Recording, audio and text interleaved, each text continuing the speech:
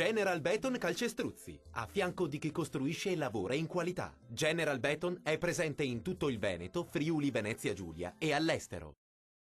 Ben ritrovati al meteo. Alta pressione, dunque bel tempo, ma con qualche temporale sul Triveneto. Vediamo il dettaglio.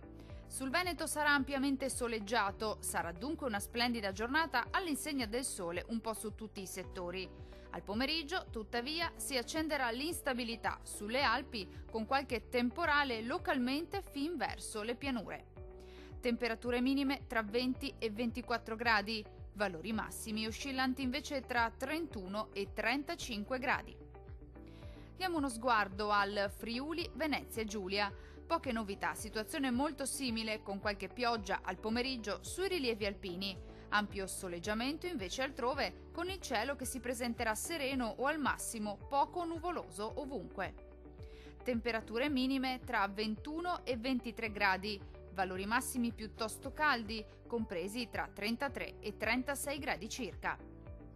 Vediamo infine la situazione del Trentino Alto Adige. Non cambia di molto la previsione, con tanto sole al mattino e con accesa instabilità dal pomeriggio, con temporali piuttosto frequenti, possibili un po' su tutta la nostra regione, localmente anche di moderata intensità.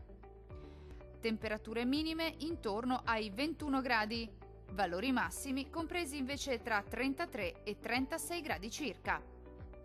È tutto. Un saluto dal meteo di Antenna 3.